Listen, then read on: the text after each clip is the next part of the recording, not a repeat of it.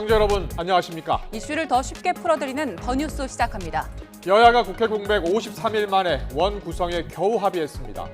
정부가 발표한 세제 개편안을 놓고는 중산층 부담 감소, 기업 투자 여력 확대라는 주장과 역대급 대기업 부자 감세라는 비판이 충돌하고 있습니다. 여야 의원과 함께 쟁점 짚어보겠습니다. 이날의 여학생 성폭행 추락사 사건의 가해자에 대해 경찰이 치사죄를 적용해 검찰에 송치했습니다. 살인죄가 적용되지 않는 이유와 또 향후 재판에서 쟁점 짚어봅니다. 먼저 오늘의 주요 뉴스부터 보시겠습니다. 여야가 국회 공백 50여일 만에 21대 하반기 원 구성을 마무리했습니다. 쟁점이 됐던 과방위와 행안위 상임위원장은 국민의힘과 민주당이 각각 1년씩 번갈아 맡는 것으로 합의했습니다. 대우조선해양협력업체 파업 사태를 해결하기 위한 노사협상이 진통을 거듭하고 있습니다. 민형사상 책임을 묻는 부분과 고용 승계 문제를 두고 여전히 접점을 찾지 못하고 있습니다.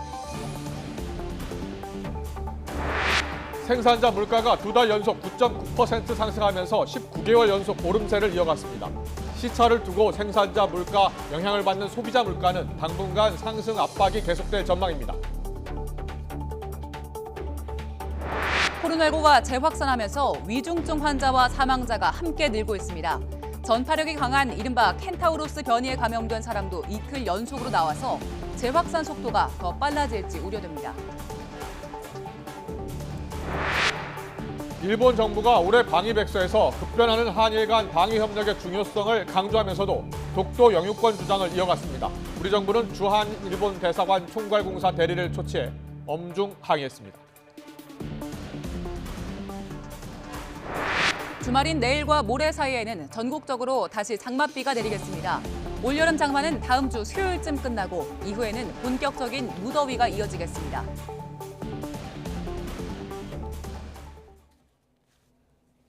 (51일째) 계속되는 대우조선해양협력업체 노조 파업이 좀처럼 돌파구를 찾지 못하고 있습니다. 연일 이어지고 있는 협상에도 쉽게 합의점을 찾지 못하고 있는데요. 오늘도 협상은 계속 이어지고 있습니다. 교섭 현장에 YTN 취재기자 나가 있습니다. 오태인 기자. 네, 경남 거제 대우조선해양입니다. 이번 파업 끝내기 위해서 노사 합의가 중요한데요. 어떻게 진행되고 있습니까? 네, 지금 제 뒤로 있는 건물에서 협력업체 노사가 협상을 벌이고 있습니다. 오전 8시부터 시작됐는데 6시간 정도 다 되어갑니다.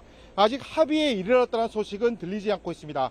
지난 15일부터 원청인 대우조선과 대우조선지회, 협력사와 하청지회 등 사자회담을 시작으로 협상이 시작됐습니다. 이후 실제 교섭 대상자인 협력업체와 하청지회는 연일 마라톤 협상을 이어갔습니다. 오늘도 정회와 재개를 반복하고 있습니다. 애초 30% 임금 인상을 요구했던 노조가 큰 폭으로 양보하면서 임금 문제에 대해서는 어느 정도 합의가 이루어진 것으로 알려졌습니다. 다만 파업 장기화로 인한 다른 문제가 발목을 잡고 있는데요. 노사 양측은 손배소 같은 민형사상 책임과 파업기간 협력업체 폐업으로 일자리를 잃은 조합원의 고용 승계를 두고 줄다리기를 벌이고 있습니다. 어제 협상에서 이 부분도 어느 정도 합의점을 찾았지만 세부 내용에 어려움을 겪고 있는 것으로 알려졌습니다. 또 불법 파업 금지 조항을 두고도 양측이 팽팽한 것으로 전해졌습니다. 하지만 대화와 양보로 신뢰를 쌓았다는 노조 관계자의 설명으로 미뤄볼 때 노사가 어느 정도 접점을 찾은 것으로 파악됩니다. 하청노조 파업은 오늘로 51일째, 정거농성은 31일째입니다. 긴 파업으로 원청노조와 하청노조 사이 갈등도 커지고 있습니다. 정규직 노조인 금속노조 대우조선지회는 금속노조 탈퇴 찬반 투표를 조금 전 끝냈습니다. 이틀 동안 투표율이 89%에 이릅니다. 제적 인원 과반 조건은 충족했고 3분의 2 이상이 찬성표가 나오면 대우조선지회는 금속노조에서 탈퇴하게 됩니다. 결과는 오후 3시쯤 나올 것으로 예상됩니다. 대우조선은 공식적으로 25일부터 하계 휴가에 들어갑니다. 내일이 주말이다 보니 오늘이 사실상 협상을 할 수 있는 마지막 날입니다. 하계 휴가 전에 협상을 끝나겠다는 공감대는 노사 양측 모두 오래전부터 가지고 있어 오늘 안으로 협상이 타결될지 주목됩니다. 지금까지 대우조선해양에서 YTN 오태인입니다. 정부가 대우조선해양 하청 노동자 파업이 마무리될 수 있다는 기대감을 드러냈습니다. 방기선 기획재정부 1차관은 오늘 비상경제 차관회의에서 노사 간의 이견이 상당 부분 좁혀진 만큼 오늘은 반드시 협상이 타결돼 불법 점거가 마무리되길 기대한다고 말했습니다. 이어 노사 자유를 통한 대화와 타협 노력은 적극적으로 지원하되 불법 행위에 대해선 법과 원칙에 따라 엄정 대응할 것이라고 강조했습니다. 대우조선해양하청노조의 파업이 장기화할 경우에 대우조선이 회생 절차 신청 수순을 밟을 수밖에 없다는 경고가 채권은행에서 나왔습니다.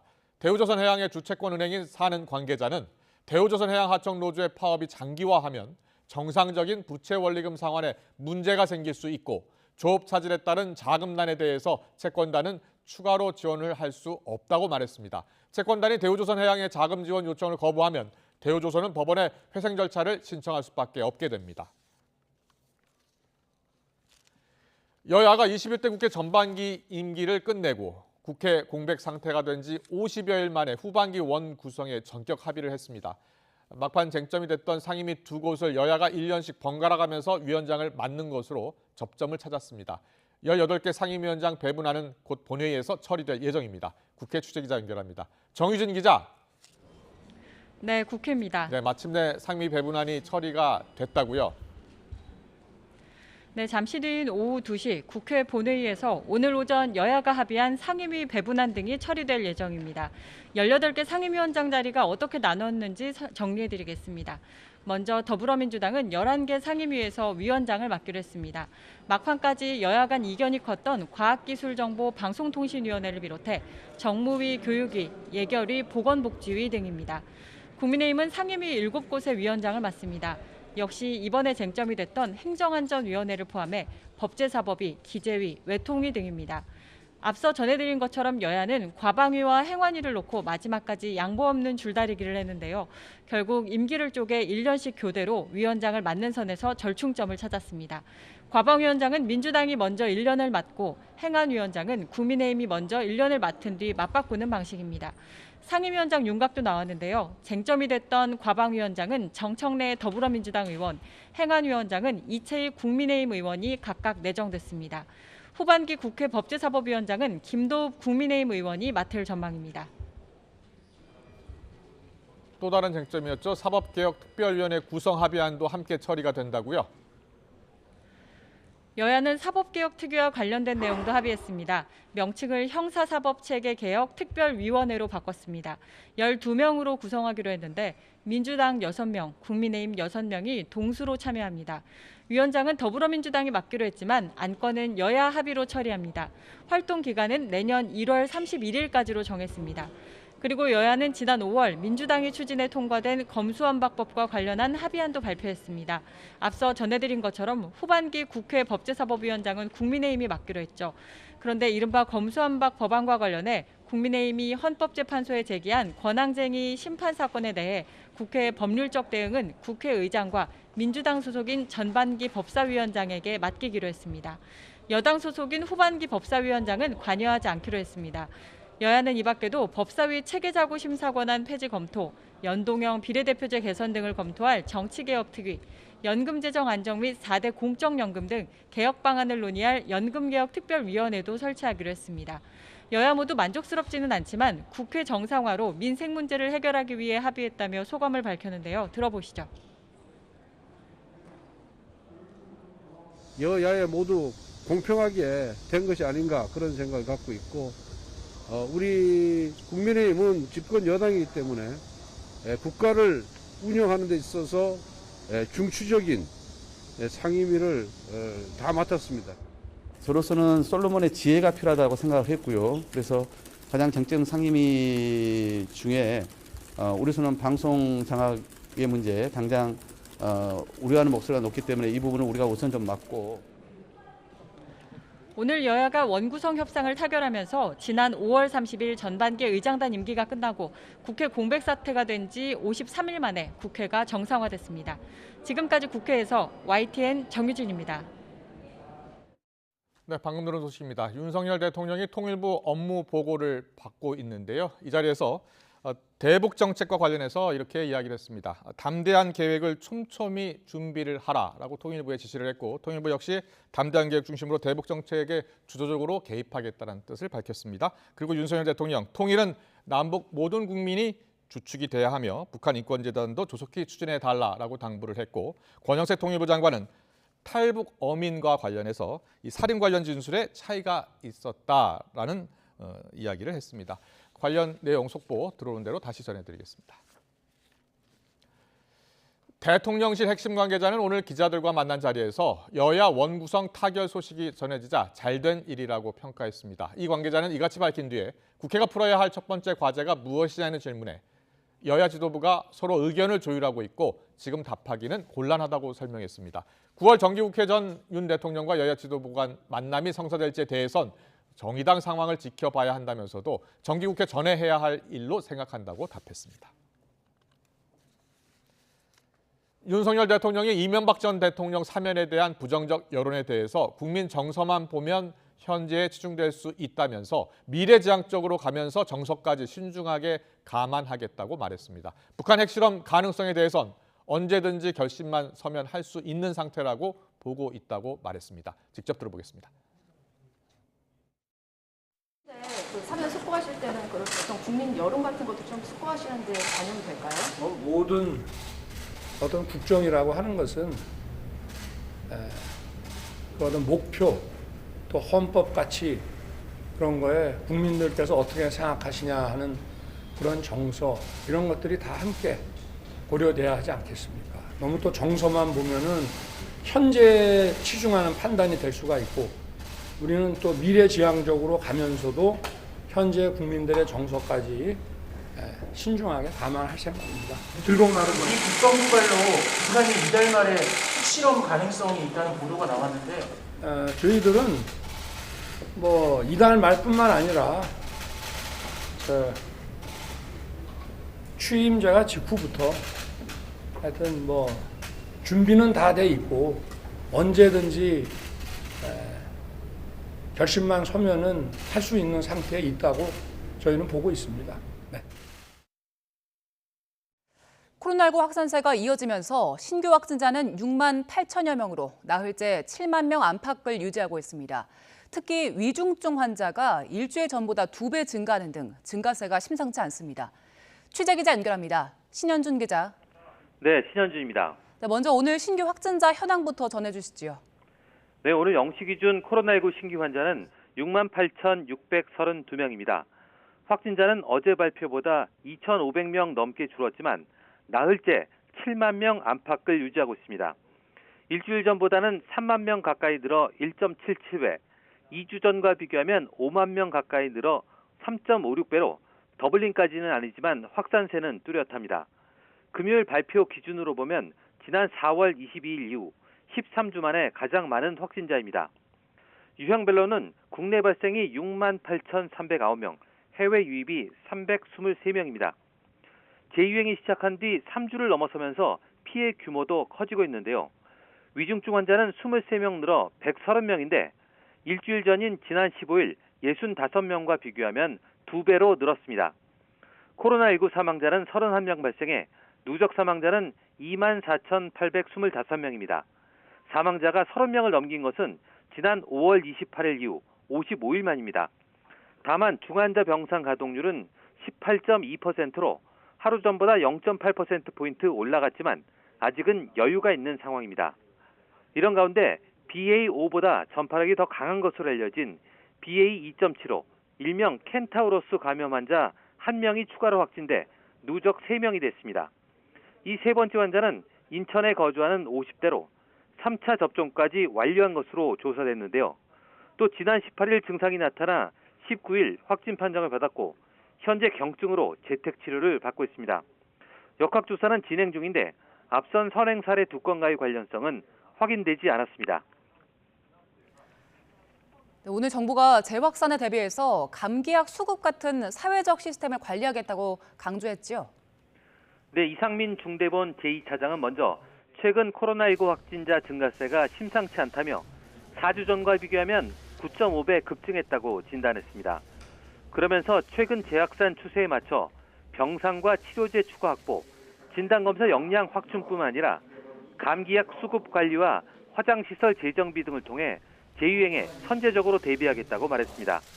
먼저 화장시설은 매년 7에서 9월은 사망자 발생이 적어 현재 가동률은 60% 초반, 3일차 화장률은 80% 중반대로 평년 수준인데요. 올해 초와 같은 화장 대란을 막기 위해서 화장로 237곳을 재보수하거나 증설하고 안치 공간도 652구를 추가 설치하기로 했습니다. 또 해열 진통제 같은 감기약도 아직은 공급에 문제가 없지만 특정 품목이나 일부 지역에서 수급 불안정은 발생할 수 있다며 수급 현황을 상시 점검해 신속하게 대처하겠다고 밝혔습니다. 아울러 중증화와 사망 위험성을 낮출 수 있는 4차 접종에 방역 역량을 집중하기로 했는데요. 새롭게 4차 접종 대상에 포함된 50대에 대해 산업단지나 상업시설 밀집 지역 등을 중심으로 접종을 안내하고 18세 이상 기저질환자는 의료기관을 중심으로 접종을 유도할 계획입니다. 최근 접종률이 정체된 60세 이상 고령층을 위해서도 읍면동 주민센터에서 예약을 지원하고 이동 편의도 제공할 방침입니다. 예방접종 이상 반응을 경험한 사람과 사망자 유가족을 위한 심리상담 서비스도 오늘부터 전국 260개 정신건강복지센터와 5개 트라우마 센터에서 제공하기 시작합니다. 또 본격적인 여름 휴가철을 맞아 피서객이 많이 몰리는 해수욕장의 방역관리와 이용객 분산을 위해서 대형 해수욕장 50곳에 대해서는 혼잡도 신호등 서비스를 제공하고 한적한 해수욕장 정보도 안내하기로 했습니다. 지금까지 사위 2부에서 YTN 신현주입니다. 가상화폐 테라 루나에 대한 수사를 본격화한 검찰이 오늘도 사흘째 거래소에 대한 압수수색을 진행하고 있는 걸로 YTN 취재 결과 확인됐습니다. 검찰은 특히 권도영 대표가 만든 페이퍼 컴퍼니의 자금 흐름에 주목을 하고 있는데 이 유령 회사에서 테라 직원들에게 급여를 줬다는 증언이 새롭게 나왔습니다. 취재 기자 연결합니다. 강민경 기자. 네, 사회 1부입니다. 네, 검찰이 오늘도 테라와 관련한 회사를 전방위적으로 압수수색하고 있다고요? 그렇습니다. 가상화폐 테라 루나 사건을 수사하고 있는 서울 남부지검 금융증권 범죄 합동수사단이 오늘도 거래소를 압수수색했습니다. 검찰이 가상화폐 거래소를 압수수색한 건 그제와 어제에 이어서 벌써 사흘째입니다. 그젯밤 가상화폐 거래소 7곳을 포함해 15곳에 대한 압수수색을 처음으로 진행한 뒤에 오늘까지 연달아 자료 확보에 초점을 맞추고 있는 겁니다. 이렇게 압수수색 기간이 길어지는 데 대해서 검찰 관계자는 가상화폐 사건 특성상 자금 흐름의 포렌식 작업에 상당 시간이 소요되기 때문이라고 밝혔습니다. 검찰은 확보한 자료를 토대로 테라 발행사와 관계사 등의 거래 내역을 집중적으로 확인하고 있는 걸로 알려졌습니다. 특히 검찰은 최근 권도영 대표의 국내 페이퍼 컴퍼니로 알려진 플래시 코퍼레이션에 대한 자금 흐름을 집중적으로 살펴보고 있습니다. 최근 합수단의 압수수색 대상에도 플래시 코퍼레이션이 포함되기도 했는데요. 검찰은 이 플래시 코퍼레이션이라는 회사가 일종의 돈 세탁 수단으로 사용된 건지를 집중적으로 확인하고 있는 걸로 알려졌습니다. 이런 가운데 이 플래시 코퍼레이션이라는 회사가 테라의 국내 자회사 테라폼랩스 코리아 직원들에게 급여를 지급했다는 새로운 증언이 나왔습니다. 테라 전 직원은 YTN과의 통화에서 2019년 테라 직원 일부의 급여 명세서에 급여 지급의 주체가 플래시 코퍼레이션으로 되어 있었다고 밝혔습니다. 이 직원은 또 테라폼랩스가 과거 테라 프로젝트의 공동 창립자인 신현성 팀원 의장이 과거 대표이사를 지냈던 차이코퍼레이션과 협업하던 당시에 차이코퍼레이션 측 직원 일부의 월급도 이 페이퍼 컴퍼니인 플래시코퍼레이션에서 지급했다고 설명했습니다. 검찰은 우선 플래시코퍼레이션에서 확보한 자료를 기반으로 초창기 자본 흐름 분석 과정에 들어간 상태입니다. 검찰은 조만간 이 직원을 포함한 테라 전 관계자들의 소환 조사에서 자금 흐름의 내역을 자세히 분석할 전망입니다. 지금까지 사회 1부에서 전해드렸습니다.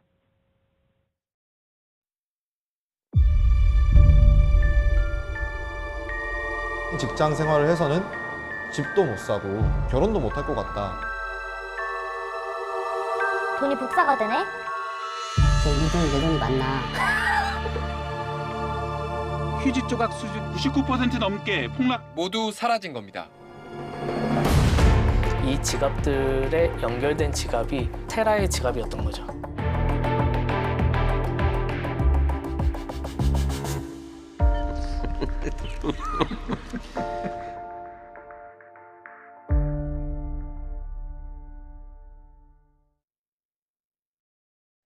동급생을 성폭행한 뒤 숨지게 한 인하대학교 1학년생이 검찰로 넘겨졌습니다.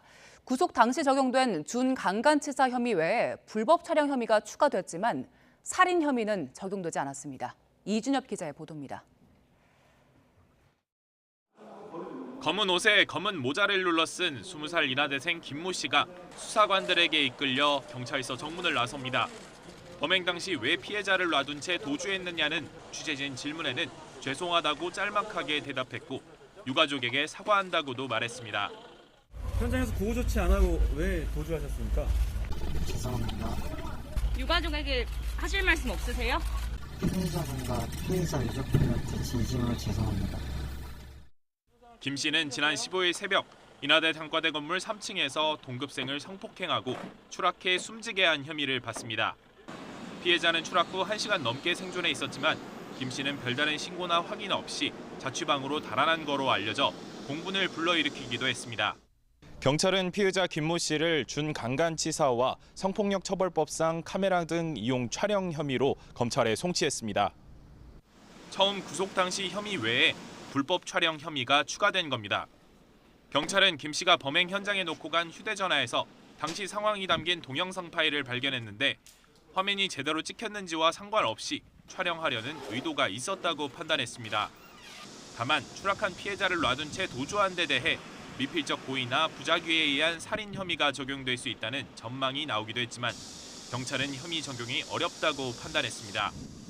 살릴 수 있었는데 일부러 그러지 않았다는 혐의가 적용되려면 생존 여부를 알고 있어야 하는데 김 씨는 피해자가 추락한 뒤 확인 없이 곧장 도주했다고 진술했기 때문입니다. 피해자가 살아있음을 알고도 그 자리를 떠났다는 게 명확하게 밝혀지면 부작위에 의한 살인죄는 성립될 수 있는데 그 부분에 대한 수사가 필요한 거죠. 인하대는 지난 20일 김 씨 징계 절차에 착수했고 2차 피해를 막기 위한 법무법인을 선임했습니다. 경찰은 피해자 유족에 대한 심리 지원 등 피해자 보호를 빈틈없이 이어갈 예정이라며 2차 피해나 명예훼손 우려가 있는 신상털이 등을 자제해달라고 당부했습니다. YTN 이준엽입니다. 네, 지금 전해드린 것처럼 인하대에서 동급생을 성폭행한 뒤에 추락해 숨지게 한 혐의로 구속된 남학생. 이 남학생에게 불법 촬영 혐의가 추가돼서 검찰에 넘겨졌습니다. 네, 하지만 살인 혐의는 적용되지 않았습니다. 어떤 이유에서인지 그리고 이 사건의 쟁점은 무엇인지 김광삼 변호사와 이야기 나눠보겠습니다. 어서 오세요. 네, 어서 오십시오. 예, 살인죄 적용을 검토하려 했는데 고의성을 입증하기 어려웠기 때문에 치사죄를 좀 적용한 거죠. 네, 그렇죠. 그런데 일반적으로 이제 강간과 성폭행과 관련된 사망 사고에 있어서 어떤 살인죄를 적용하기가 쉽지가 않아요. 그렇군요. 예. 그런 이유가 여러 가지가 있겠지만 일반적으로 이것은 굉장히 은밀한 장소에서 둘만의 관계에서 이게 발생을 하잖아요. 네. 그러니까 목격자도 있을 수 없고요. 더군다나 CCTV 같은 게 없다고 한다면 설사 살인의 고의로 피해자를 사망케 이르게 했다 하더라도 거기에 대한 증거가 없는 거예요. 그래서 피의자나 피고인이 나는 정말 죽이지 않았다고 주장을 하게 되면 이걸 반박할 수 있는 증거가 있어야 하거든요. 근데 그걸 사실 찾기는 굉장히 어렵죠. 그래서 네.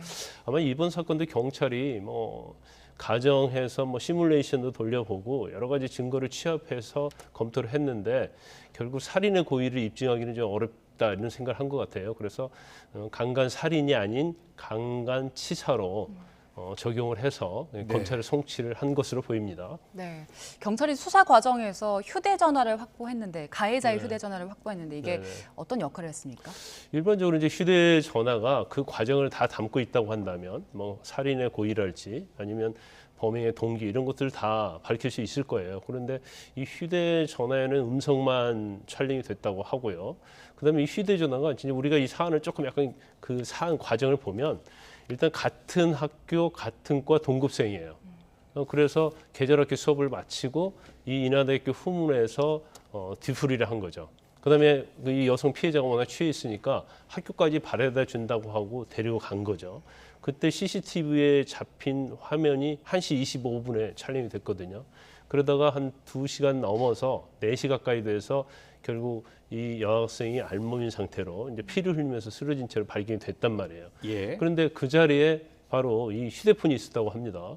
그래서 경찰에서는 수사를 하면서 이 휴대폰을 조사를 하다 보니까 참고인을 부른 거예요. 지금 가해자를. 네. 그래서 부르다 보니까 본인이 내가 한 것이다. 범행한 걸 자백을 했다고 그럽니다. 그렇군요. 네, 그렇기 때문에 휴대폰이 왜 그 자리에 떨어져 있는지 이제 그런 부분도 이제 수사가 아마 됐을 거예요. 그런데 지금 경찰에서 발표하고 있는 것은 아주 상세하게 발표를 하고 있지 않기 때문에 단지 저희는 이제 추론만 하고 있을 뿐이죠. 그렇군요. 그런데 이 가해자가 이 여학생이 3층에서 떨어진 것을 알고 있었고요. 그리고 그 여학생 같은 경우에는 1시간 넘게 살아 있었다는 거 아닙니까? 네네네. 적극적으로 알렸으면 그리고 119에 신고를 했으면 살 수도 있었잖아요. 아마 떨어진 직후에 119에 신고를 했다고 하면 제가 볼 때는 사망에는 이르지 않을 것이다 이렇게 봐요. 그런데 왜 그랬을까라는 좀 의문이 좀 들고요. 그다음에 이제 휴대폰이 이제 사건 현장에 있었다는 거 아니에요? 그럼 왜 이 휴대폰이 거기에 있었을까? 네. 이 가해자가 그 자리에 갔다가 휴대폰을 놓친 것인지 아니면 피해자가 3층에서 떨어지려고 하는데 이를 막다가 가지고 있던 휴대폰이 같이 추락을 한 것인지 여러 가지 좀 의문점이 있어요. 그렇기 때문에 지금 가해자가 만약에 그 사고 현장 그 쓰러져 있는 피해자가 있는 곳에 갔다고 한다면 살아있는 거 확인했을 거 아니에요? 네. 그러면 당연히 그 자리에서 신고를 해야 하는데 그 부분도 사실은 지금 경찰에서 명확하게 밝히고 있지 않기 때문에 이게 이제 부작위 위한 살인이냐 이런 논란거리가 있는 거예요. 근데 우리가 이제 부작위 위한 살인은 사실 우리 형법이요. 그냥 부작위라는 것은 아무것도 하지 않는 거거든요. 그러니까 피해자를 살릴 수 있음에도 불구하고 그걸 인식했는데도 불구하고 아무런 행위도 않고 그 자리를 떠난 것이단 말이에요. 그러면 이게 부작위 위한 살인이냐? 그럼 부작위 위한 살인이 또 인정되려면 적어도 피해자가 사망할 수 있다는 걸 인식을 해야 돼요. 일종의 이제 미필적 고의라고 할 수 있는데 이게 굉장히 어려운 분야예요. 그래서 그렇다면 예를 들어서 가해자가 그 떨어진 현장에 직접 가서 확인을 했다면은 어떻게 되는 겁니까? 확인을 했다 하더라도 부작위 위한 살인을 인정하기가 쉽지는 않습니다. 왜냐하면 우리 형법은 과실범을 제외하고는 전부 다 고의에 의한 범죄를 대부분 인정해요. 그래서 예외적으로 세월호 사건에 한해서는 대법원에서 선정에 대해서 부작위 위한 살인을 인정을 했거든요. 그래서 아마 경찰도 부작위 위한 살인까지 적용을 하려고 노력을 많이 했을 건데 아마 전체적인 어떤 상황을 보면 그렇게 의율하기는 굉장히 어렵지 않았을까. 하지만 이제 검찰에 가게 되면 검찰에서 또 증거에 대한 가치 판단을 다시 하고요. 또 새로운 수사가 되고 또 새로운 증거가 발견되면 또 경우에 따라서는 이제 살인의 고의를 인정할 수도 있다 이렇게 봅니다. 그렇군요. 네. 그리고 지금 그 휴대전화에서 음성만 확인이 되고 있잖아요. 이 부분에 대해서는 지금 어떻게 확인해야 될까요? 그런 것 같아요. 그러니까 본인이 의도적으로 어떤 이런 성폭행 범행을 하고 이것을 촬영하고자 했다고 한다면 사실은 굉장히 긴박한 상황이잖아요. 근데 촬영을 하면서 그런 여자를 성폭행한다는 것은 굉장히 어려운 일이에요. 그렇지만 휴대폰을 켜놓은 상태에서 서로 대화랄지 이런 것들을 녹취했을 가능성이 좀 크다 이렇게 봐요. 그래서 지금 경찰이랄지 언론에서 나오는 이야기로는 지금 촬영 자체의 뭐 그런 범행 장면이랄지 이런 건 없다는 거 아니에요. 또 뭐 외벽이 찍혀 있다 이런 얘기를 하고 있기 때문에 아마 음성만 녹취를 하고 있었을 가능성이 크지 않을까. 아마 거기에는 생생하게 담겨 있을 거예요. 그러니까 둘이 나눈 대화랄지 사고 당시의 어떤 현황이 비록 영상물은 아니지만 녹취의 음성을 통해서도 경찰이 충분히 파악을 할 수 있었을 것이다 이렇게 봅니다. 그렇군요. 일단은 중강간치사 혐의를 적용했는데 보통 형량이 어느 정도 나옵니까? 일단 뭐 강간치사냐 아니면 강간살인에 따라서 형량 굉장히 달라지거든요. 그래서 지금 강간살인 같은 경우는 형량이 사형 또는 무기밖에 없어요. 그러니까 몇십 년 형을 선고할 수 있는 게 아니죠. 그런데 강간치사로 만약에 적용을 해서 검찰이 기소를 한다고 하면 무기 또는 10년 이하 징역이거든요. 그래서 일반적인 강간치사죄는 이제 내용에 따라 달라요. 그러니까 범행의 과정, 범행 이후에 어떠한 행위를 했는지 다른데 이 사건은 뭐 10년 이하 징역인데 뭐 가중 요소 또 어떻게 해서는 또 무기까지 할 수 있기 때문에 형량은 적어도 뭐 10년, 15년, 20년 형량 굉장히 많이 나올 수 있다고 봅니다. 그렇군요. 지금 가해자의 경우는 살인에 대해서는 계속해서 부인을 하고 있는데 앞으로 어떤 주장을 할까요? 제일 중요한 것은 사망에 대한 강간과 인과관계를 주장할 수 있고요. 만약 강간 살인죄로 기소가 되게 되면 이제 살인에 대한 고의가 없었다는 것이 쟁점이 되죠. 그래서 특히 이제 강간 살인죄의 경우에는 무죄가 많이 나옵니다. 왜냐하면 그걸 입증하기에는 피해자가 이미 사망을 하고 없기 때문에 거기에 대한 고의성을 입증하기 어려워요. 그러다 보니까 전에도 모텔서 강간을 당하고 뛰어내린 사건에 있어서도 사실은 사망과 관련돼서는 이제 무죄가 나온 사례가 있거든요. 그래서 제일 중요한 것은 그냥 강간치사죄로 기소가 된다고 하면 아마 형량을 낮추는 데 주력을 할 거고요. 강간 살인죄로 기소가 된다고 하면 살인의 고의에 대해서 굉장히 많이 다툴 것이다 이렇게 봅니다. 알겠습니다. 이나대 성폭행 사망 사건 피의자 일단 검찰에 넘겨졌습니다. 살인죄는 적용이 안 됐고요. 일단 중간간 치사죄로 적용이 됐습니다. 관련 뉴스 김광선 변호사와 함께 짚어봤습니다. 잘 들었습니다.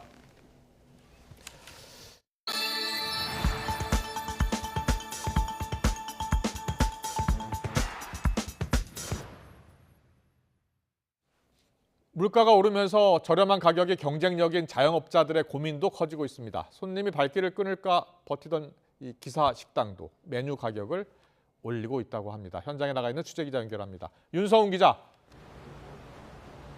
네, 서울 수유동에 있는 기사식당에 나와 있습니다. 네, 기사식당 하면 보통 양도 많고요. 반찬도 많이 주는 곳이죠. 기사식당. 요즘 어려움이 클 것 같습니다. 현장 분위기 어떻습니까?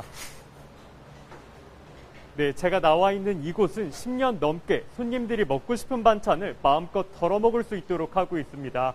보시는 것처럼 파김치와 열무김치, 감자볶음 등 반찬 가짓수도 다양합니다. 그러나 최근 들어 물가가 크게 오르면서 반찬을 준비하는 부담이 대폭 늘었습니다. 요즘 반찬 8가지를 준비하는 데 드는 비용은 22만 원. 1년 전만 해도 10만 원 선에서 준비할 수 있었지만 2배 넘게 오른 겁니다. 재료값을 살펴보면 열무와 실파 한 단의 가격은 5천 원에서 6천 원대로 몇 달 새 3배 가까이 뛰었습니다. 손님이 반찬을 남기면 아깝다는 생각이 절로 들 정도로 재료값이 많이 올랐다고 하는데요. 직접 설명 들어보시겠습니다. 재료를 사러 가면 물건값이 너무 많이 올라서 우리 지금 가게 하는 분들도 굉장히 걱정이 많지. 근데 좀 저렴한 가격에서 나왔으면 좋겠고 우리도 지금 이 가격이 너무 부담스럽지만 상황이 이렇다 보니 최근 제육볶음과 오징어볶음 가격을 각각 9,000원과 10,000원으로 1,000원씩 올려야 했습니다. 볶음, 불백볶음 등의 메뉴엔 상추가 제공됐었는데요. 최근 상추값이 많이 오르면서 깻잎을 제공하는 거로 대체했습니다. 무더위와 장마 등 기상이 나빠지면서 상추 등의 가격이 급등한 탓입니다. 가게를 운영하는 사장님, 인건비도 줄어서 어쩔 수 없이 1,000원을 올렸지만 손님들에게 미안한 마음이라고 전했습니다. 그나마 최근 한 차례 가격을 올린 뒤에도 많은 손님이 찾고 있는데요. 밥값이 부담스럽긴 하지만 물가가 워낙 빠르게 오르다 보니 어쩔 수 없는 것 아니냐며 이해한다는 반응을 보이기도 했습니다. 직접 들어보시겠습니다. 양은 자기 양대로 줘가서 반찬 갖다 먹고 싶은 거 먹고 밥 찍어 해가지고 먹고 숭늉 이렇게 해서 누른밥 그거 먹는 게 재미야. 맛있어. 한 500원씩 이렇게 다 올렸더라고. 그리고 이해해. 물가가 그만 올라갔으니까. 근래 없었던 고물가 시대를 맞아 너나 할 것 없이 걱정도 커지고 있지만 자영업자와 손님들은 함께 어려움을 극복하고 있습니다. 지금까지 서울 수유동에 있는 기사식당에서 YTN 윤성훈입니다. 어제 정부가 세제 개편안을 발표했습니다. 우리 실생활에서는 어떤 것들이 바뀌는지 알아보죠. 요즘 물가 인상으로 밥값 물가도 너무 올랐죠. 직장인들 점심값 부담을 덜어주기 위해서 식대에 대한 소득세 비과세 한도가 확대되는데요. 한 달에 10만 원에서 월 20만 원으로 올라갑니다. 식대 비과세 한도가 올라가게 되면 총급여 6천만 원을 받는 근로자의 경우에는 세 부담이 평균 18만 원 정도 줄고요. 8천만 원을 받는 근로자는 29만 원 정도가 줄어듭니다. 그리고 여름 휴가로 해외여행 계획하는 분들 계시죠? 면세 한도도 높아집니다. 여행자 휴대폰 면세 한도가 1인당 600달러에서 800달러로 확대됩니다. 품목별로도 볼까요? 술은 현재 1리터 이하, 그리고 400달러 이내, 1병까지만 면세가 되는데 앞으로는 2리터 그리고 2병까지로 늘어납니다. 술 면세 한도가 2병으로 늘어나는 건 30년 만이라고 하네요. 그리고 금액은 $400 이하로 현재와 같습니다. 담배 한 보로 향수 60ml 이하 기준은 현행 그대로 유지됩니다. 그리고 요즘 기름값이 너무 올라서 대중교통 이용하시는 분들 많은데요. 대중교통 신용카드 사용액에 대한 소득 공제율도 늘어납니다. 기존 40%에서 80%로 확대되는데요. 올 하반기부터 쓴 금액부터 정산이 되니까 연말정산 때 적용할 수 있겠죠. 또 올해 말 종료 예정이었던 친환경차 개별 소비세 감면 기한이 2년 연장됩니다. 친환경 차량을 구매하는 분들은 하이브리드 차가 한 대당 100만 원, 그리고 전기차 한 대당 300만 원, 수소차 한 대당 400만 원 개별 소비세 감면 혜택을 오는 2024년 말까지 받을 수 있게 됩니다. 자, 이렇게 세제 개편이 우리 실생활에서 다양한 변화를 가져올 수 있는 만큼 꼼꼼하게 살피시는 게 좋겠습니다. 자, 그리고 다음 소식 살펴보겠습니다.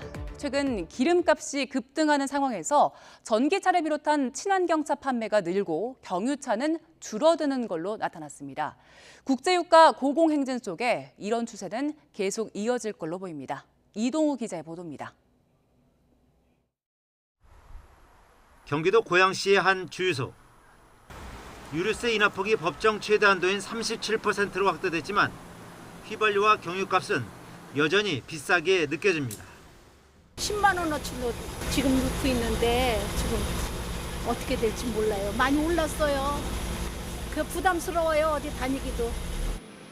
이처럼 기름값이 고공행진을 이어가면서 전기차와 하이브리드차 등 친환경차는 전분기 대비 8.5% 증가했습니다.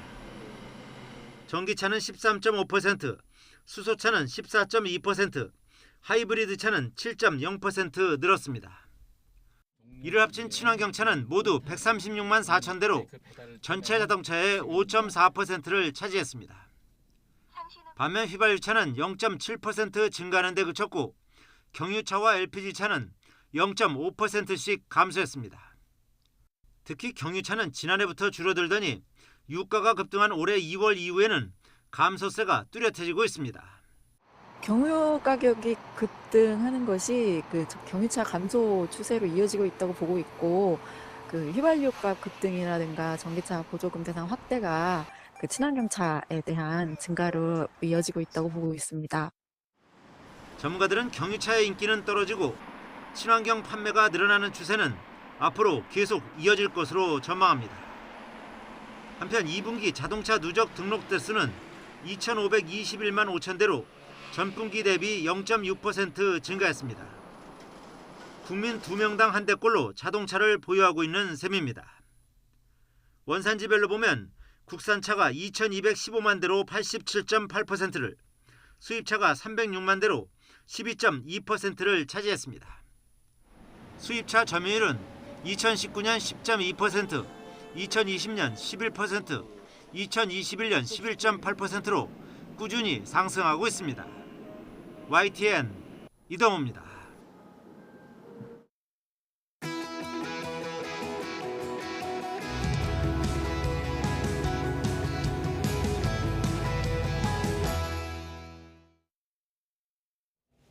작곡가 겸 방송인인 유희열 씨가 지난해 발표한 아주 사적인 밤이 일본 영화음악 작곡가 사카모토 류이치의 아쿠아와 유사하다는 지적이 최근에 제기된 이후에 가요계의 표절 논란이 전반적으로 확산하고 있습니다. 네, 오늘 관련해서 김도헌 음악평론가와 함께 가요계의 유사성 그리고 표절 관계에 대해서 살펴보겠습니다. 어서 오세요. 어서 오십시오. 안녕하세요. 반갑습니다. 안녕하세요. 네, 두 분 다 워낙 유명한 분입니다. 지금 유희열 씨 또 사카모토 류이치 작곡가 두 분 다 아주 유명한데 곡들이 아주 비슷하다는 거죠. 네. 지금 그래서 한번 듣고서 시청자 여러분께 한번 들려드리고 이야기 좀 더 나누겠습니다. 들어보죠.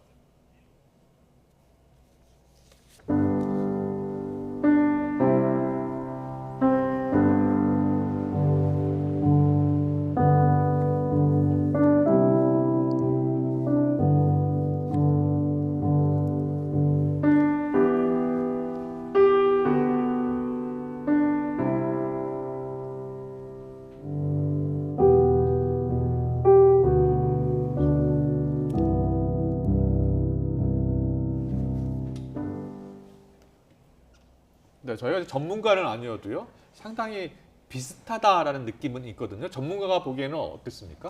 일단 유사성 논쟁이 벌어졌는데 왜냐하면 이 두 노래가 메인 테마가 사실 비슷하고요. 그리고 또 코드가 동일합니다. 그런데 코드가 동일하다고 해서 무조건 표절은 아닙니다. 네. 왜냐하면 코드는 일종의 규칙이기 때문에 세상의 모든 노래들은 다 코드가 비슷한 경우가 있거든요. 근데 메인 테마의 유사성 때문에 최근에 이 유사성 논쟁으로 번지면서 이것이 표절 시비로 불거진 것 같습니다. 네. 그런데 지금 작곡가들이나 뭐 평론가들 사이에서도 의견이 엇갈리더라고요. 네. 사실 이거는 어쩔 수가 없는 게 표절을 규정하는 기준이 굉장히 모호하기 때문이에요. 뭐 예를 들면 가락, 리듬, 멜로디 그리고 종합적으로 상황도 고려를 해야 되고요. 그리고 의거성, 이 노래를 참조할 의거가 있었느냐. 그리고 실질적 유사성이라고 해서 들었을 때 수요자가 이 노래가 유사하다 이렇게 느끼는 점도 있어야 되고요. 그래서 굉장히 복잡합니다, 내용이. 그럼 원곡을 작곡한 작곡가가 먼저 표절이다라고 문제를 제기하는 경우가 많잖아요. 이 문제는 누가 어디서 제기한 겁니까? 이 문제는 이제 익명의 네티즌이 이제 인터넷에서 이 유희열의 아주 사적인 밤이 사카모토 류이치의 아쿠아를 베낀 것 같다, 비슷한 것 같다라고 사카모토 류이치 측에 먼저 이제 문제 제기를 했다고 합니다. 그랬고요. 그리고 이 문제가 크게 불거지면서 이분이 이제 실명으로 자신이 유희열 표절의 제보자다 이렇게 활동을 하고 있는 그런 상황입니다. 사카모토 류이치 작곡가는 뭐라고 했습니까? 사카모토 류이치 씨는 이 문제에 대해서 법적으로 문제를 삼을 생각이 없다라고 이야기를 했고요. 유사성은 인정하나 이것을 표절이라고 보기 어렵다.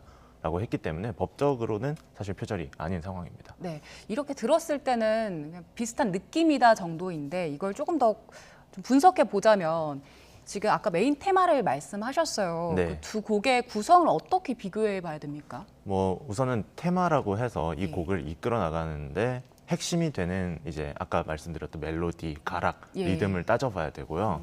그리고 이제 관련해서 의거성, 실질적 유사성도 법적으로 가면 이런 것들을 다 따져봐야 되는데 사실상 이 문제는 지금 사카모토 류이치 씨가 법적으로 문제를 삼지 않겠다고 했기 때문에 사실 종결된 상황이죠. 표절이 의심된다는 측에서는 어떻게 가사까지 똑같냐, 약 8마디 정도가 똑같았다, 변형도 없었다 이렇게 주장하네요. 네, 사실 뭐 이건 듣는 사람의 판단에 따라서 다 달라질 수밖에 없는 문제이기 때문에 이 문제를 정확하게 밝히려면 법정으로 가야 됩니다. 그런데 사카모토 류이치 씨는 법적으로 이 문제 삼지 않겠다고 얘기를 한 상황입니다. 그런데 유희열 씨는 지금 본인이 진행했던 프로그램 모두 내려왔잖아요. 왜 내려온 겁니까?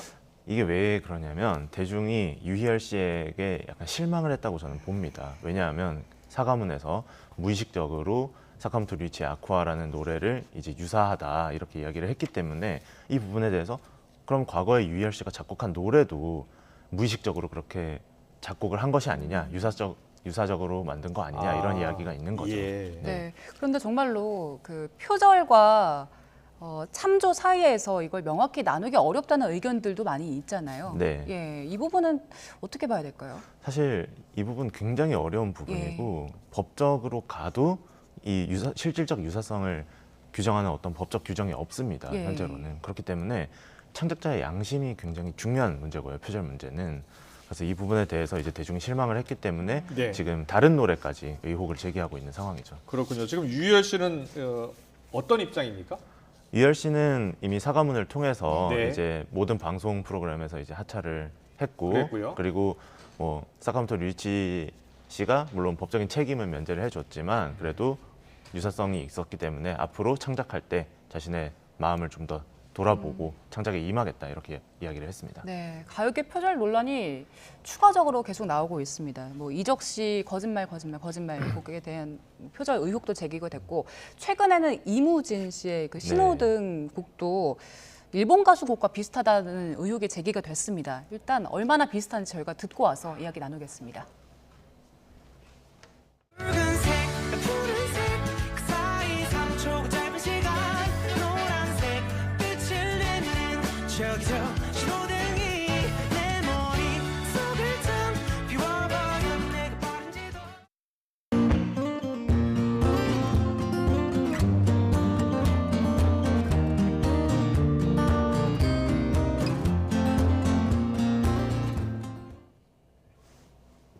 어떠세요?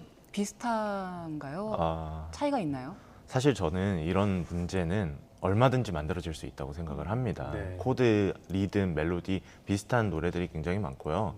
이제 문제는 이무진 씨가 이 노래를 정말 참고해서 썼느냐, 아니면 무의식적으로 썼느냐. 물론 둘 다 표절에 해당할 수 있습니다만, 그래서 저는 이게 고의성이 있다고 생각을 하지는 않아요. 그리고 네. 유희열 씨가 아주 사적인 밤 이외에도 많은 곡들로 지금 공격을 받고 있는데, 이 중에서 굉장히 의심스러운 부분도 있습니다만 대부분은 사실 좀 비슷한데 그냥 비슷하게 들리게끔 편집을 해서 의혹이 더 확산되는 경향도 있거든요. 그래서 좀 조심해서 신중하게 접근을 해야 된다고 생각합니다. 알겠습니다. 보면 유사성에 대해서는 모두 인정을 하는데 과연 이게 정말 의도를 갖고 표절을 했느냐 여부에 대해서는 엇갈리잖아요. 네. 재판도 받아야 하고. 과거에도 우리 음악계에서는 표절 논란이 많았습니다. 네. 어떻게 대응을 해왔고 어떤 결론이 났었습니까? 사실 이게 잘못된 선례가 굉장히 많았습니다. 일단 원작자가 소송을 걸지 않으니까 이 사태가 심각하지 않다라고 인식한 경향도 있고요. 네. 그리고 저작권 같은 경우도 공개적으로 정말 죄송합니다, 저작권을 등록하겠습니다가 아니라 크레딧에 이제 몰래 이름을 올려놓는다거나 이런 식으로 좀 어영부영 대처를 한 조용히 것이 얹어놓는 거죠. 그러다 보니까 대중음악에 종사하시는 분들께서는 불만이 굉장히 많았고 팬들도 우려를 하고 있던 상황이었죠. 보통 해외에서는 이런 표절 문제에 대해서 어떻게 대처를 합니까? 해외에서는 이제 표절 시비도 이것도 마찬가지입니다. 법적으로 가려질 때 이제 소송을 걸었을 때 이제 성립을 하는 거고요. 네. 여러 가지 참 문제가 많은데 해외에는 이제 음악 법의학자가 있습니다. 그래서 법정 소송이 진행이 되면은 그들이 출동을 해서 이 노래가 왜 비슷한지 아티스트에게 질문을 하고 법정에서 아티스트는 자기가 노래를 만든 과정을 모두 공개하면서 의거성과 실질적 유사성에 대해서 적극적으로 해명을 하죠. 그렇군요. 알겠습니다. 자, 가요계의 표절 논란이 확산하고 있는 모습입니다. 어떻게 흘러갈지 계속 지켜보겠습니다. 지금까지 김도현 음악평론가와 함께했습니다. 잘 들었습니다. 감사합니다.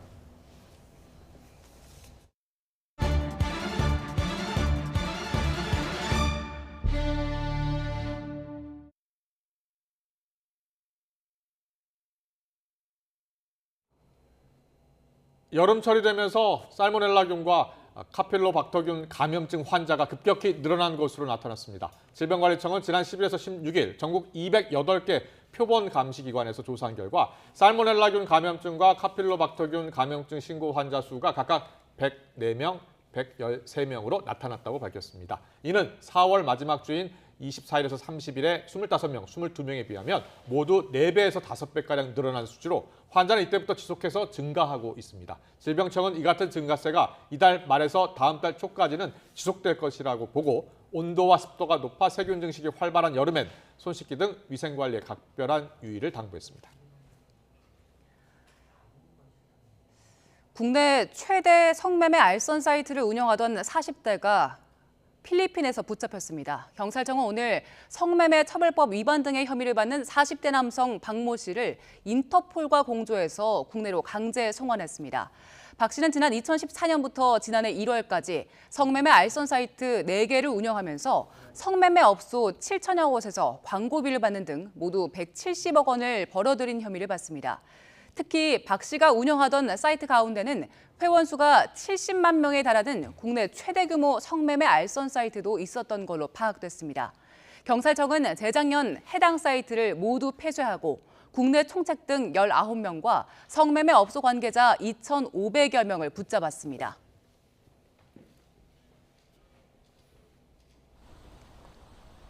현재 서울 기온은 27.4도로 기온 자체는 크게 높지 않습니다. 하지만 습도가 높은 탓에 무척 후텁지근하게 느껴지고 있는데요. 이에 따라 불쾌 지수도 일반인 대부분이 불쾌감을 느끼는 수준까지 올라 있습니다. 특히 영남 지방은 다시 폭염주의보가 내려진 가운데 33도 안팎의 무더위가 기승입니다. 외출하실 때는 시원한 옷차림 해주시고요. 틈틈이 수분 섭취도 충분히 해주시기 바랍니다. 현재 전국 하늘에 구름 많은 가운데 곳곳에 소나기가 내리고 있습니다. 저녁까지 예상되는 소나기의 양은 5에서 40mm가 되겠고요. 벼락과 돌풍을 동반하며 요란하게 내리겠습니다. 내일 아침 기온은 서울 23도, 대구와 광주는 22도로 오늘과 비슷하거나 조금 낮겠습니다. 한낮 기온도 오늘보다 1에서 3도가량 낮겠습니다. 서울과 부산 28도, 광주는 30도가 예상됩니다. 절기 대서이자 토요일인 내일 밤부터는 정체전선의 영향으로 장맛비가 내리겠는데요. 비는 서쪽 지방을 시작으로 밤사이 그 밖의 전국으로 확대하겠습니다. 예상되는 비의 양은 10에서 50mm로 호우 가능성은 낮겠습니다. 이후 다음 주 초까지는 소낙성 강수가 내렸다 그치기를 반복할 전망입니다. 최근 한 달가량 무더위와 장맛비가 반복하는 날씨가 이어졌는데요. 올여름 장맛비는 다음 주 수요일쯤 종료될 것으로 보입니다. 이후에는 본격적인 무더위와 열대야가 기승을 부리면서 온열질환 위험성이 무척 커질 것으로 보입니다. 더위 대비 철저히 해주시기 바랍니다. 지금까지 YTN 윤수빈입니다. 네, 여야가 국회 공백 53일 만에 원 구성에 합의했죠. 또 어제 정부가 내놓은 세제 개편안에 대해서 여야의 입장차가 크게 엇갈리고 있습니다. 네, 국회 통과가 쉽지 않아 보입니다. 잠시 뒤 더 뉴스 2부에서 여야 의원과 함께 이야기 나눠보겠습니다.